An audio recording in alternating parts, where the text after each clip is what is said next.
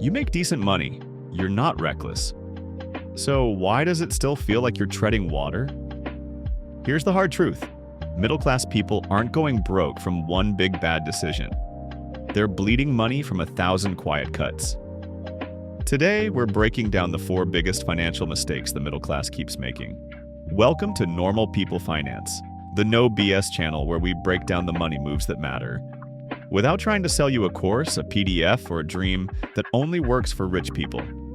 We make videos for regular folks who are trying to make sense of money in a world that wasn't exactly designed for us. So if you find this helpful, hit that like button and subscribe. Let's get into it.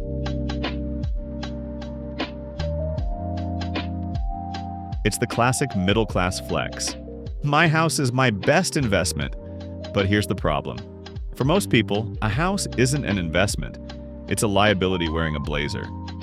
Unless you're house hacking, flipping, or renting it out, your primary residence doesn't generate income. It costs you money every single month. Mortgage interest, property taxes, insurance, repairs, homeowners association fees. That new roof, that water heater that died at 2 a.m. And yet millions of middle-class families stretch themselves thin to buy as much house as they can afford, believing it's the path to wealth. It's not. It's a trap. Buying a home you can comfortably afford? Great, but treating it like a retirement plan?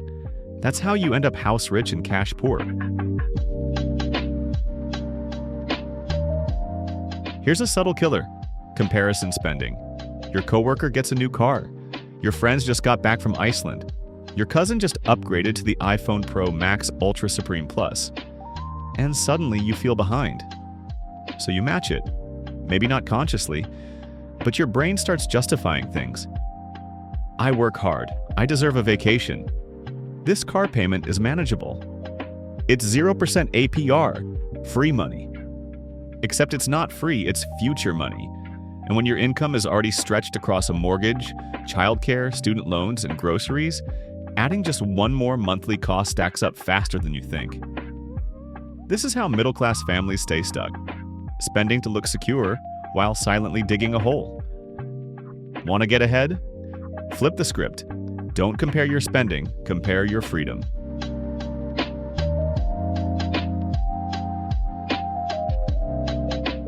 Middle-class earners are getting wrecked by invisible inflation, not just in prices, but in lifestyle drift.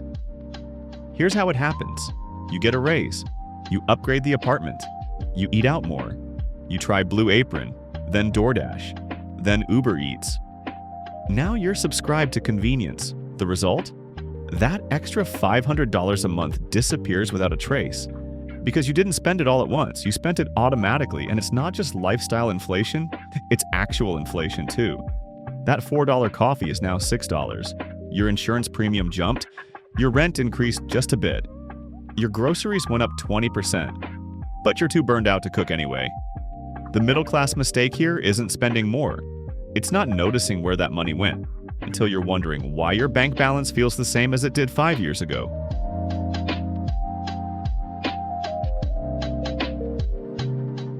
If you're middle class and not investing, you're essentially playing the game on hard mode with no power-ups. And no, a 401k with a 3% match doesn't count as investing. That's table stakes. Most people avoid investing because it feels risky, confusing, or reserved for rich people with advisors. But here's what's actually risky: saving money and letting it lose value every year. Investing doesn't have to mean day trading crypto or stock picking like a Wall Street bro. It can be as simple as setting up automatic contributions to a low-fee index fund, opening a Roth IRA, using a robo-advisor like Betterment or Wealthfront, buying fractional shares through apps like Fidelity or Public. The earlier you start, the more time compound growth gets to do its thing. And if you're in your 30s or 40s and just getting started, that's still early enough. The middle class stays broke not because they don't earn money, but because they never leverage their money.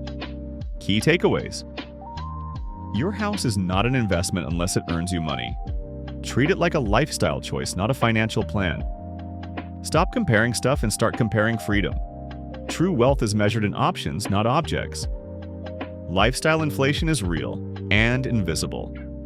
A higher income doesn't help if your spending silently grows with it. Investing is the great equalizer. The sooner you start, the more time your money has to grow. If this hit a little close to home, good. That means it's working. You're not dumb.